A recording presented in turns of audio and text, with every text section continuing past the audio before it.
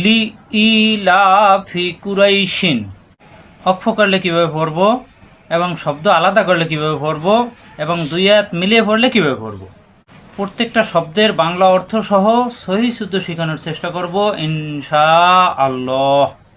সকল মুসলিম ভাই বোনেরা যাতে নামাজে সূরাতুল কুরাইশ সহি শুদ্ধ শিখতে পারে এবং কোরআন তেলাওয়াতে তাজবিদ সহ তেলাওয়াত করতে পারে, সেই জন্য ভিডিওতে একটি লাইক দিয়ে সাবস্ক্রাইব করে আমাদের সাথেই থাকবেন।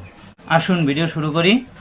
আউযু বিল্লাহি মিনাশ শাইতানির রাজিম। বিসমিল্লাহির রহমানির রহিম। লিইলাফি কুরাইশিন, সবাই ভালোভাবে লক্ষ্য করুন, এখানে লি কোনো টান নাই, হামজাজের ই মিলবে ইয়ার সাথে, যেটার বা ইয়া থাকে না খালিফ টান।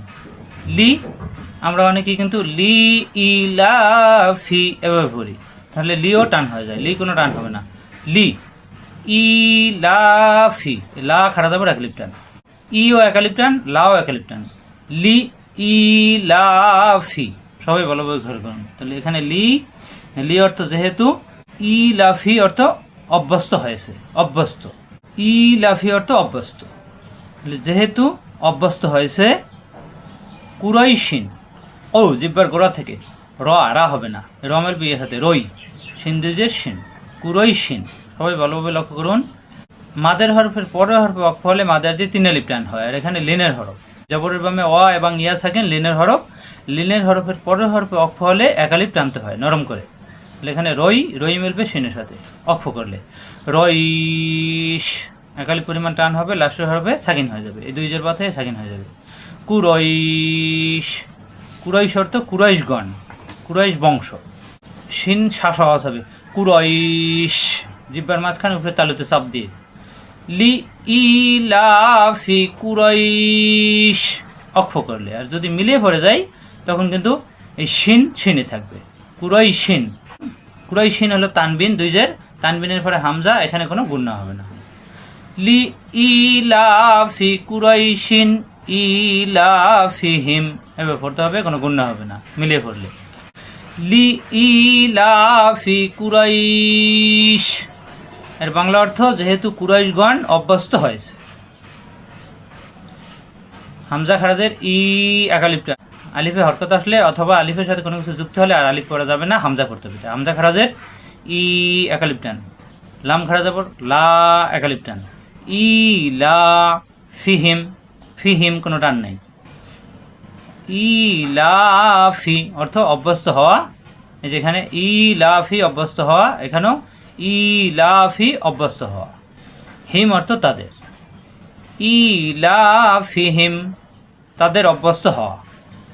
রিহলাতাশ, রিহলা, রি মিলবে হায়ের সাথে হায় শব্দ দিয়ে, রিহ লাতা, রিহলা অর্থ সফরে, রিহলাতা। এখানে অক্ষ করলে এই গোলতা তার নিজেরও ফা হয়ে যায়, তখন লা মিলবে হায়ের সাথে লাহ, হায় সাকিন হয়ে যাবে, রিহলা এভাবে পড়লে। আর মিলিয়ে পড়লে রিহলাতা সফরে, এই তা মিলবে এই সিনের সাথে, রিহলাতাশ।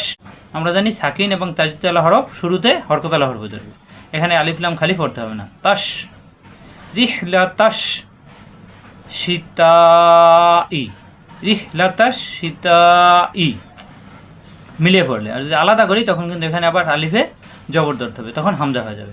হামজা জবর আ মেলবে এই সিনের সাথে, লাম পড়তে হবে না। আশ, আলিফ খালি আলিফের বাম পাশে লাম আসলে জবর ধরতে হয়। আশ, পরে সিনে জের শি, আশি সহজ হবে, আশি। আর শীতা অর্থ শীতের, শীতের। এখানে তা আলিফ জবর তা, এক আলিফ টান মাদের হরফ, এর বাম পাশে একই শব্দে গোল হামজা, এই জন্য চার আলিফ টান হবে। রিহলাতাশ শীতাই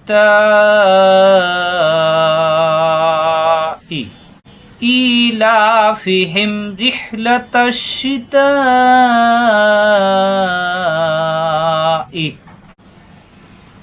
অসৈফ অর্থ এবং, অসৈফ অর্থ গ্রীষ্মের। অসৈফ এই অমিলবে সদের সাথে অস, সিনের মতো যেন না হয়, মুখ গোল হবে, মোটা হবে। অস, জিব্বা নিচে তাতে চাপ দিয়ে অস, পরের সদে জবর, সা, সা হবে না, মিলবে ইয়ার সাথে সই ফি, সই ফি অক্ষ করলে লিনের হরফ পরের হরফ অক্ষ, জের মাথায় সাকিন হয়ে যাবে, সই মিলবে ফায়ের সাথে, একালিপ টান হবে সইফ। এই একালিপ টান অনেক ক্ষেত্রে 2 আলিফ 3 আলিফ পর্যন্ত টান হয়। অসইফ, অসইফ এই ওয়া আলাদা করলে আসইফ গ্রীষ্মের, তাহলে সইফ অর্থ গ্রীষ্মের, আসইফ গ্রীষ্মের। অসইফ ইলাফিহিম রিহলাতাশ শিতাই অসইফ। পুরো আয়াতের বাংলা অর্থ অর্থাৎ শীত ও গ্রীষ্মকালে বিদেশ যাত্রায় অভ্যস্ত। পুরুষরা শীত এবং গ্রীষ্মকালে বিদেশ যাত্রায় অভ্যস্ত। ফালিয়াবুদু, ফাল 2 হরফ একসাথে, ফাল এই ফা অর্থ সুতরাং। ফাল ইয়া মেলবে আইনের সাথে, ইয় কণ্ঠনলিতে চাপ সৃষ্টি। ফাল ইয়া বু কোনো টান নেই, 2 একালিপ টান, পেশের বামে অ থাকেন। ফাল বুদু, ইয়া বুদু অর্থ তাদের ইবাদত করা উচিত। ফাল বুদু সুতরাং তাদের ইবাদত করা উচিত। রব্বা, র আরা হবে না, বাইতার যে 2 বার, রব্বা প্রতিফলক বা আল্লাহ, রব্বা প্রতিফলক। হাজা, হা খাড়া দেবো একালিপ টান, হা মুখ খোলা থাকবে। হাজা অর্থ এবং, হাজা এই জামিল বা ইলামের সাথে, আমরা জানি সাকিনালা হরফ হরকতলা হরফে ধরবে, এখানে আলিফ খালি পড়তে হবে না। হাজাল নরম করে, হাজাল বাইতি এই বামেল বিয়ের সাথে বাই তাদের বাইতি, লিনের হরফ জবর ইয়া সাকিন অ সাকিন লিনের হরফ পরের হরফ অক্ষ হলে একালিপ টানতে হয় নরম করে। বাই মিলবে তাই সাথে, বাই জের বাত হয়ে মনে মনে সাকিন হয়ে যাবে। হাজাল বাইত, হাজা অর্থ এবং, আল বাইত অর্থ কাবাঘর। এখানে আল বাইত আলাদা করলে এখানে আলিফে জবর ধরতে হবে, তখন হামজা হয়ে যাবে। আল বাইত অর্থ কাবাঘর, আলাদা আলাদা করলে আল বাইত। হাজা রব্বা ফালইয়াবুদু, ফালইয়াবুদু রব্বা হাজাল বাইত। পুরো আয়াতের বাংলা অর্থ কাজী তাদের উচিত এই ঘরের অর্থাৎ কাবা ঘরের প্রতিফলকের ইবাদত করা। আল্লাজি এখানে আলিফ খালি, আলিফের পরে লাম আসলে জবর ধরতে হয়। আল্লাহ তাহলে হামজা হয়ে যাবে। আল্লাহ লামের যে 2 বার, আল্লাহ জি যেরবা মিয়া সাকিন এক আলিফ টান মাদের হরফ, এর বাম পাশে আলাদা শব্দে লম্বা হামজা 3 আলিফ টান হবে, উপরে 3 আলিফের সংকেত আছে। আল্লাহ জি নরম করে জিব্বার আগে দাঁতের আগে, আল্লাহ জি আতো হামজা বড় আমের বে তয়ের সাথে ত সাকিন কলকলা হবে। আমরা জানি কফ ত বা জিম দাল এই 5টা হরফে সাকিন আসলি কলকলা হবে। আতো পারি খাবে, আ কণ্ঠনিত সাফ, আ মা হুম, আতো আ মা হুম। মিম সাকিনের পরে 3টা নিয়ম, মিম সাকিনের ইদগম, মিম সাকিনের ইকফা, মিম সাকিনের ইজহার। মিম সাকিনের পরে মিম আসলে মিম সাকিনের গুন্না, মিম সাকিনের পরে বা আসলে মিম সাকিনের গুন্না, মিম সাকিনের পরে মিম সাকিনের পরে বা এই 2টা হরফ না থাকলে মিম সাকিনে গুন্না হবে না, সাকিন ধরেই পড়তে হবে। তাহলে মিম সাকিনের পরে এখানে মিম আসার কারণে এই মিমে তাজদিদের গুন্না হবে, এই মিম পড়া যাবে না, এই হু মিলবে এই মিমের সাথে। কারণ কি সাকিন তাজদিদ পাশাপাশি। আমরা জানি যে কোনো নিয়মে মিম সাকিন আর নুন সাকিন এখানে প্রযোজ্য নয়।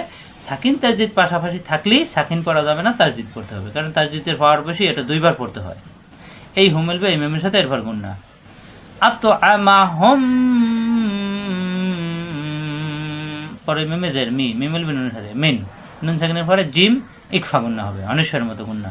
মিং জু পেশার বামে অ সাকিন একালিপ টান, জিব্বার মাঝখানে উপরে তালুতে চাপ দিয়ে জু আইন 2 আইন জু আইন। এখানে আসছে অক্ষের সংকেত, অক্ষেতাম অক্ষ করা যাবে, মিলিয়ে পড়া যাবে। অক্ষ করলে লাস্টের হরফে কি হয় সাকিন হয়ে যায়, তাহলে জু মিলবে আইনের সাথে, অক্ষ করলে এখানে সাকিন হয়ে গেলে জু 3 আলিফ টান হবে। পেশের বামে অ সাকিন মাদের হরফে পরে হরফ অক্ষ, মাদের দি 3 আলিফ টান হবে, লাস্টের হরফে সাকিন হবে। মিং জু এখানে আল্লাহ জি অর্থ যিনি, আতো আমা হুম আতো আমা আহার দিয়েছেন, হুম অর্থ তাদের, মিন অর্থ হতে, জু খুদা, জু ইন খুদা। আল্লাযী আতআমাহুম মিন জু। অক্ষ করলে আল্লাযী তিন আলিফ টান, আতো কলকালা, আসব দিয়ে, মা হুম, এই মিম সাকিন পড়া যাবে না, হুম গুন্না, মিম সাকিনের ঈদগম, ঈদগমের সফা ওই, হুম মিন ইকফা গুন্না, মিং জু, মাদেয়ার দিয়ে তিন আলিফ টান হবে, আইনে এসে চাপ হবে, জু কণ্ঠনালীর মাঝখানে। আল্লাযী আতআমাহুম মিন জু ওয়া আমানাহুম মিন খাউফ। ওয়া অর্থ এবং, এখানে যদি মিলিয়ে পড়ি তাহলে তাসদিদ ধরতে হবে, আলাদা পড়লে তাসদিদ থাকবে না, শুধু ওয়া হবে। মিলিয়ে পড়লে এই দুই জেরের এক জের অসারে গুণ্য হবে, ঈদগামে বা গুণ্য। জু ওয়া আমানাহুম, মিলিয়ে পড়লে এভাবে পড়তে হবে, দুই জেরের এক জের অসারে গুণ্য হবে। আলাদা পড়লে ও হবে শুধু ওয়া, তাসদিদ থাকা সত্ত্বেও দুইবার হবে না, একবার হবে। ওয়া আ হামজা খারাপ বড় এক আলিফ টান, ওয়া আ মা না হুম, এই মিম সাকিনের পরে আসছে মিম, একই নিয়ম, মিম সাকিনের ঈদগম, এই মিম সাকিন পড়া যাবে না, এই হুমের পে এম এর সাথে। আমানা হুম মিন, নুন সাকিনের পরে খ স্পষ্ট হবে, গুণ্য হবে না। নুন সাকিনের পরে হামজা হা আইন হা গন খ, এই ছয়টা হরফ আসলে নুন সাকিনকে অথবা তানমিনকে গুণ্য করতে হয় না, স্পষ্ট করতে হয়। এখানে মিন নুন সাকিনের পরে জিম আসছে ইকফা গুণ্য, আর এখানে খ আসছে স্পষ্ট ইজহার, গুণ্য হবে না। মিন খৌফিন, এখানে আসছে তানবিন, অক্ষ হবে, অক্ষ হলে তানবিন বাছায় সাকিন হয়ে যাবে। এই খ লিনের হরফ, পরের হরফ অক্ষ হলে নরম ঘরে একালিপ টানতে হবে। খৌফ, খাও হবে না কিন্তু, খৌফ মিন খৌফ ওয়া আমানাহুম মিন খৌফ। অর্থ এবং, আমানা নিরাপত্তা দিয়েছেন, হুম তাদের, মিন হতে, খৌফ খৌফ অর্থ ভয়। পুরো আয়াত একসাথে মিলিয়ে পড়লে আল্লাযী আতআমাহুম মিন জুইন ওয়া আমানাহুম মিন খাউফ। আশা করি বুঝতে পারছেন, মিলিয়ে পড়া যাবে, এখানে অফও পড়া যাবে। পুরো আয়াতের বাংলা অর্থ, যিনি তাদের ক্ষুধা থেকে রক্ষা করেছেন এবং ভয়ভীতি থেকে তাদের নিরাপত্তা দিয়েছেন। আশা করি বুঝতে পারছেন। এভাবে ভেঙ্গে ভেঙ্গে পড়লে কোরআনুল কারীম, কোরআনের অনেক শব্দের অর্থ জানা যায় এবং সহি শুদ্ধ শেখা যায়। আমরা আরেকবার তেলাওয়াত করি। লি ইলাফি কুরাইশ ইলাফিহিম রিহলাতাশ শিতাই ওয়াস সাইফ ফালইয়াবুদু রাব্ব হাযাল বাইত আল্লাযী আতআমাহুম মিন জু।